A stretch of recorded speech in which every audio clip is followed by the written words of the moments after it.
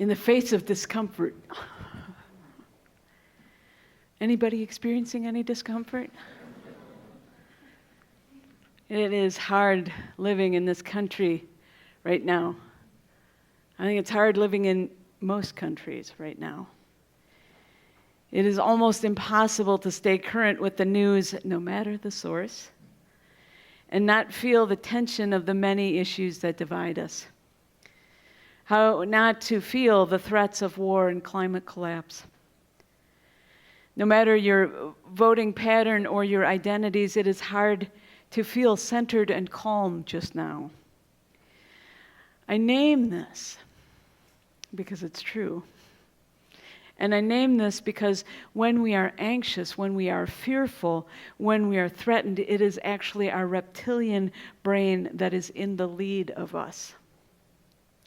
That is the portion of the human brain that developed first, millennia ago. And it is wired to assess and react quickly, so it reacts. Its job is really to keep our bodies alive. So this month, when we are looking at our value of integrity, it behooves us to note that integrity isn't actually a part of the hardwiring of that part of our brain. Our reactive brain was about flight, fight, or freeze. It was about animal survival. And frankly, it didn't give a fig about integrity. Yet for us, living our values requires that we be able to access the brain that has evolved in us over time.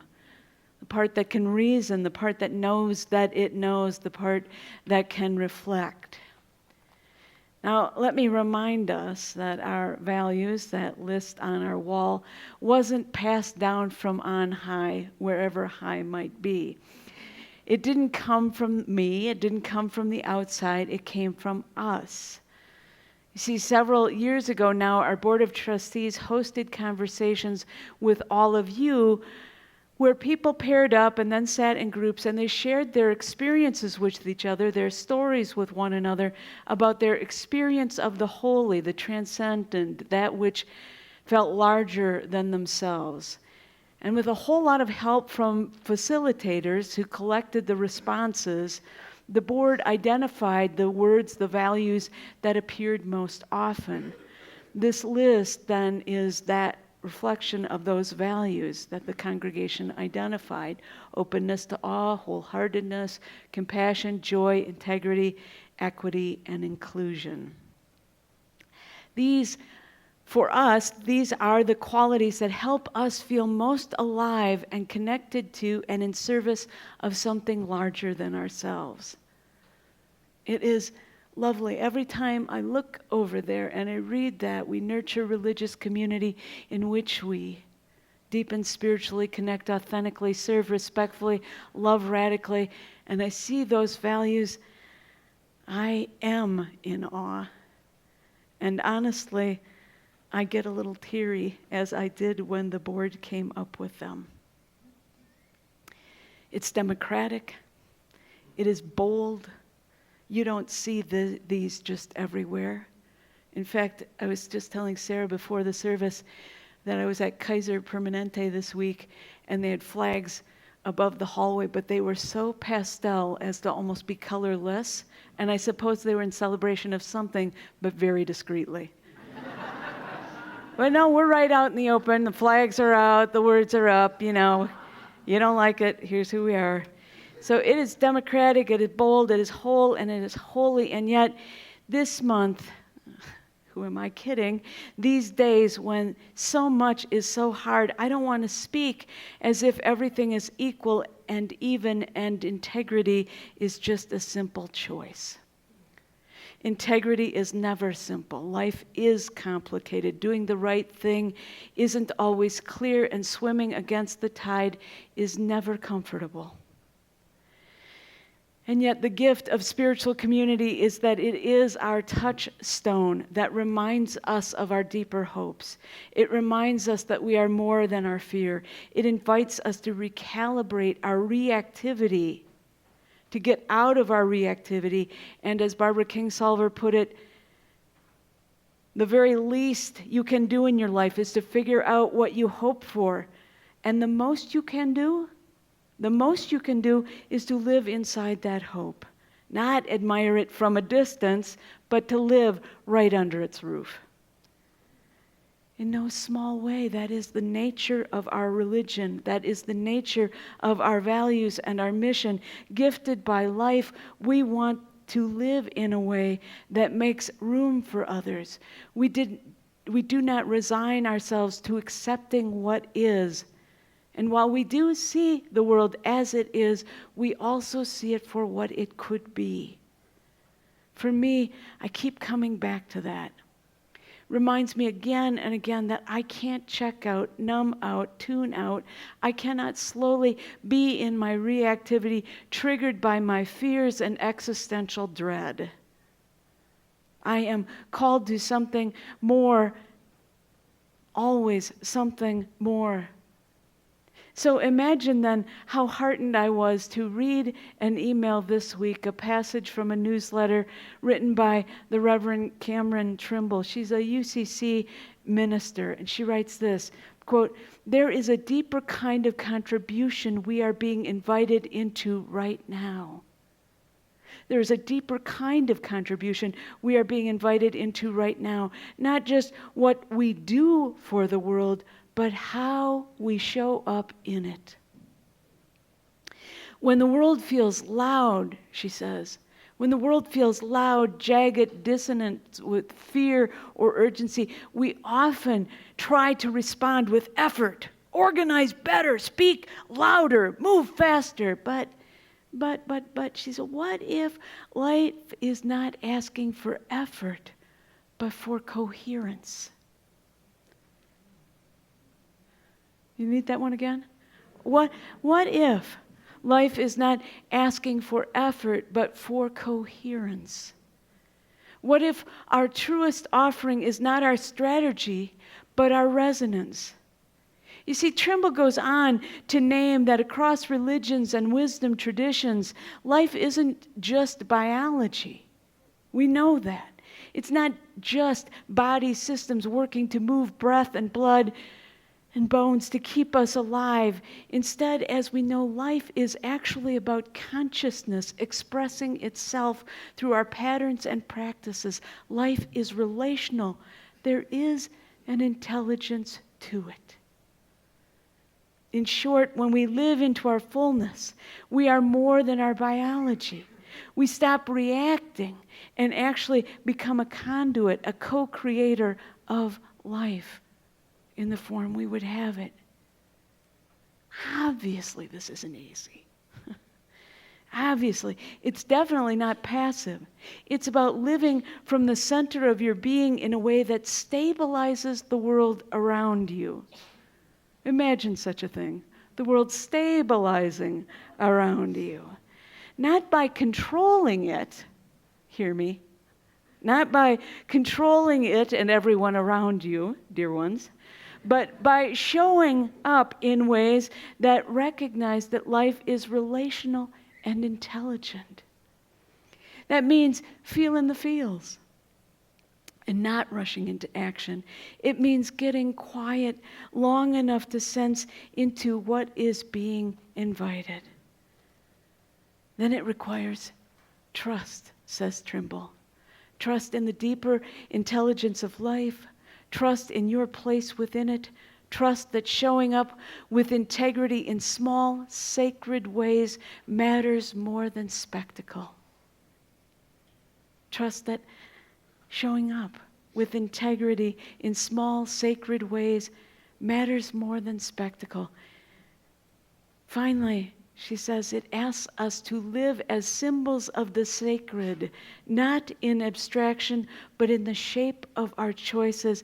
It asks us to become trustworthy space holders for pattern, flow, and belonging. Dang, I read that and I said, amen. Amen. I loved this. It returns us to integrity as not just a quality of being a good person, but as an essential value we inhabit that sheds light on the goodness and the possibilities among us. In the short run, it may not be as visible as spectacle, but in the long run, it matters so much more. Trust that showing up with integrity in small, sacred ways matters. Live in ways that reflect that which you find sacred. And I think about that story that Sarah shared with us, and that first frame, that first drawing of Harvey Milk as a young one, laying and watching and dreaming of one world. He lived in service of that. And in all of this, I am reminded of another story. I know I told it to you. I've been here so long, who knows when it was. But it's about Howard Thurman's life. The Reverend Dr. Howard Thurman's life began in 1899. And he has been dead more than 40 years. Yet he continues to influence many of us, as he did the Reverend Dr. Martin Luther King. Howard Thurman was born in Daytona, Florida, before anyone thought of it as a spring break destination. He was only 9 when his father died. Much of the parenting he received was done by his grandmother, who had been a slave. While she was illiterate, education was so important to her. And that may sound unremarkable to our ears, but they lived in deep poverty in a terribly segregated state then too. In all of Florida, there were only 3 high schools for black students. 3. Now, Howard was smart, but if he was going to graduate high school, they had to send him away. And they had to find money to do so. So somehow this family cobbled together the funds to send him. Howard Thurman was thrilled. His head was full of dreams, sort of like Harvey Milk. His life was just beginning, and he got dropped off at the train station to get him to Jacksonville. Thurman was told by the train master that the money he had only covered his ticket. If he wanted to take his baggage, he would have to pay extra. There was no extra. Every cent his family could put together was in his pocket, and it went to buy his train ticket. Imagine, his dreams were in ashes, and he sat down on the steps and began to cry, something 14-year-old boys don't do all that willingly, I have a feeling you know. When a stranger, a black man dressed in overalls, walked by and asked him, "Why are you crying?" When Thurman told him, the man said nothing but paid the charges. He didn't introduce himself, and Howard Thurman never ever learned his name. In fact, when Thurman wrote his autobiography just prior to his death, entitled With Head and Heart, he dedicated it to, quote, "the stranger in the railway station in Daytona Beach who restored my broken dream 65 years ago." Thurman had remembered that kindness for the rest of his life. Now, surely the man did extend kindness, but I'm also struck by the action as a small act of integrity that made a huge difference. It is always easier to walk by. Even past a young one. Nobody would have noticed had he walked by. Howard wouldn't have noticed. By the time that man woke up the next morning, he wouldn't have even remembered that there was a kid crying on the steps of the train station, probably. But there this guy was, living into his hope that the next generation would have it better and easier, living into his knowing that all kids deserve an education, living into his commitment that we need one another. Now, coupled with the rich spiritual grounding from his grandmother, that was the beginning for Howard Thurman, but it was surely not the end. You see, he served ultimately as dean at Howard University and again in a deanship at Boston University. He co-founded the first large interracial church in San Francisco, which still exists, the Church for the Fellowship of All Peoples.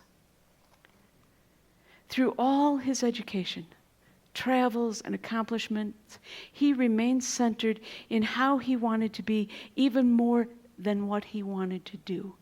He was more centered in how he wanted to be more than what he wanted to do. He knew how easy, you see, it was to get off track, to squeeze life out of things, trying to make them into what he wanted. And so Thurman practiced his way to be complicit in the human capacity to shape the world. One of the meditations he wrote was designed, it seemed, for just that purpose. Our gray hymnal contains an excerpt in the back. I will share it with you in full. It's from his book, The Inward Journey, and it's called The Moments of High Resolve. Keep fresh before me the moments of my high resolve. Despite the dullness and barrenness of the days that pass, if I search with due diligence, I can always find a deposit left by some former radiance. But I had forgotten. At the time, it was full globe, glorious and resplendent. I was sure that I would never forget. In the moment of its fullness, I was sure that it would illumine my path for all the rest of my journey. I had forgotten how easy it was to forget. There was no intent to betray what seemed so sure at the time. My response was whole, clean, authentic, but little by little, there crept into my life the dust and grit of the journey. Details, lower level demands, all kinds of cross currents, nothing momentous, nothing overwhelming, nothing flagrant, just wear and tear. If there had been some direct challenge, a clear-cut issue, I would have fought it to the end and beyond. In the quietness of this place, he wrote, in the quietness of this place, surrounded by the all-pervading presence of God, my heart whispers, keep fresh before me the moments of my high resolve, that in fair weather or in foul, in good times or in tempests, in the days when the darkness and the foe are nameless or familiar, I may not forget that to which my life was committed. Keep fresh before me the moments of my high resolve. What is my highest resolve? What is yours? Where does my integrity show up? Because like Thurman, I like to believe that if there is some direct challenge, I show up and I stick to my values for that which I hope, for all the possibilities. And to some extent, I've proven that in myself, to myself. But what about all the days? What about all the days where the challenge isn't so direct? The days which Thurman calls dull and barren. I'm not sure we have those anymore, what I wouldn't give for a little dullness. But what about the days when the thrum of fear and existential dread drowns out everything else? Somewhere in me, I know there have been beautiful things, joys, celebrations. I forget. And I forget how easy it is to forget. There's never any intent to betray myself or you. Never any intent to betray myself, my truths, my values, and yet where is it? Lost in the grit and grind of the daily demands. And so, says Thurman, get quiet. Get quiet and practice. And so I invite you to practice with me and just read this much of Howard Thurman's words. Keep fresh before me the moments of my high resolve, that in fair weather or in foul, in good times or in tempests, in the days when the darkness and the foe are nameless or familiar, I may not forget that to which my life is committed. Thank you. Remembering, naming, practicing, that is the path of integrity that brings out the whole and holy in all of us and keeps alive possibilities greater than we are currently living. May we remember, may we name, may we practice. All my relations, Shanti, Shalom, Amen.